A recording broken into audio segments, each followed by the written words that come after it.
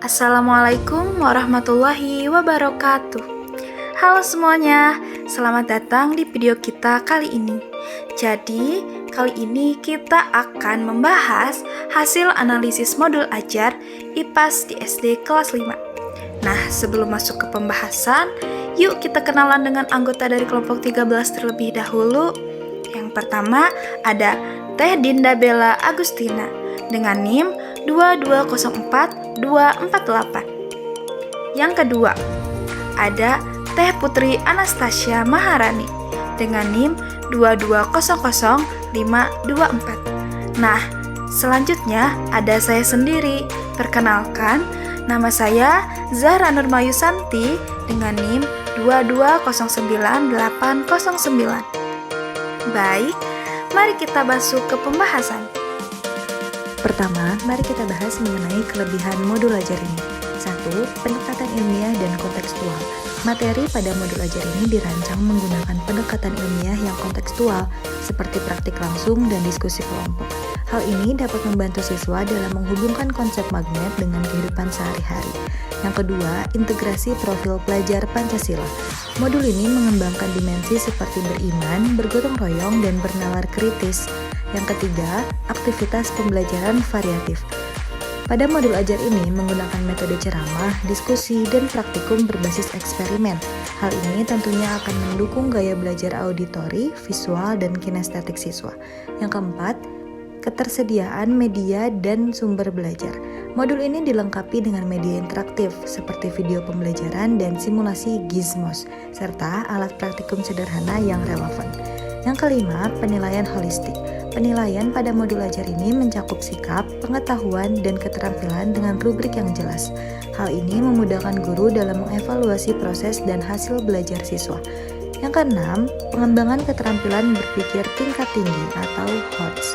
Kegiatan pembelajaran pada modul ajar ini mengarahkan siswa untuk menganalisis, mengkategorikan, dan menyelesaikan masalah menggunakan konsep magnet, yaitu C4 sampai C6. Selanjutnya ada kekurangan pada modul ajar. Kekurangan yang pertama adanya keterbatasan integrasi konteks lokal. Artinya tidak ada eksplorasi kearifan lokal atau budaya Indonesia yang relevan untuk mengaitkan konsep magnet dengan lingkungan sekitar siswa. Yang kedua, fokus pada dimensi profil pelajar Pancasila. Jadi, modul ini lebih menekankan 3 dimensi saja, seperti beriman, bergotong royong, dan bernalar kritis, tetapi kurang menonjolkan kreativitas dan kebinekaan global. Untuk kekurangan selanjutnya yaitu penilaian aspek afektif kurang mendalam. Jadi pada penilaian sikap ini lebih berfokus pada observasi umum. Misalnya hanya doa dan kerjasama saja, tanpa adanya instrumen untuk mengukur dampak pembelajaran pada sikap siswa terhadap nilai-nilai kehidupan. Untuk selanjutnya, mari kita analisis berdasarkan komponen modul ajar. Yang pertama, identitas modul. Modul ajar ini dinilai memiliki identitas yang lengkap. Artinya, informasi seperti nama penyusun, sekolah, jenjang, dan alokasi waktu sudah tercantum dengan jelas. Hal ini sangat penting agar pengguna modul dapat dengan mudah memahami konteks dari modul tersebut. Kedua, capaian pembelajaran. Modul ajar ini dinilai sudah sesuai dengan capaian pembelajaran yang diharapkan pada fase tertentu. Fokusnya adalah pada hubungan antara alam dan kehidupan sosial. Ini menunjukkan bahwa modul ini dirancang untuk membantu peserta didik memahami interaksi manusia dengan lingkungannya. Yang ketiga, tujuan pembelajaran. Tujuan pembelajaran dalam modul ini dinilai sudah terukur dan mencakup berbagai tingkatan kognitif, mulai dari C1 sampai C6. Namun, masih perlu diperkuat integrasi antara tujuan pembelajaran dan profil belajar Pancasila. Artinya, modul ini perlu lebih menekankan pada pengembangan karakter peserta didik sesuai dengan nilai-nilai Pancasila. Untuk yang keempat, profil belajar Pancasila. Modul ajar ini dinilai sudah cukup baik dalam mengembangkan beberapa dimensi profil belajar Pancasila seperti beriman, bergotong royong, mandiri, dan bernalar kritis. Namun, dimensi kreatif masih kurang tereksplorasi.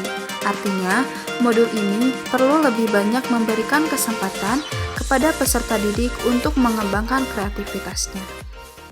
Yang kelima ada pemahaman bermakna. Untuk kelebihannya sendiri, modul ini sudah cukup baik dalam menghubungkan konsep magnet dengan kehidupan sehari-hari. Hal ini membantu siswa untuk memahami relevansi materi yang mereka pelajari.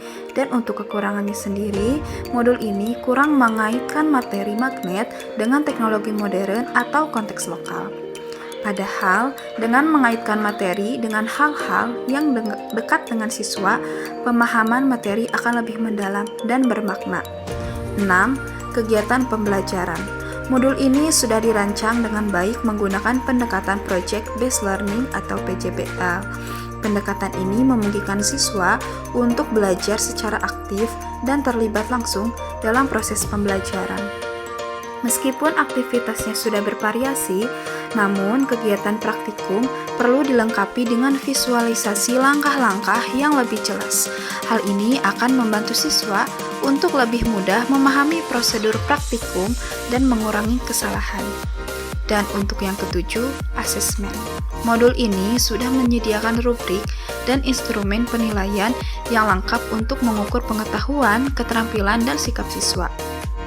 Namun, penilaian afektif atau sikap perlu ditingkatkan lagi.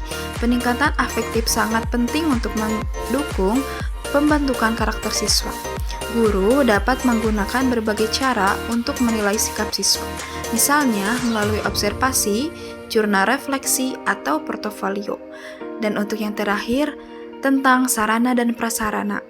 Modul ini didukung oleh berbagai sarana dan prasarana yang memadai seperti media interaktif, alat praktikum, dan sumber belajar.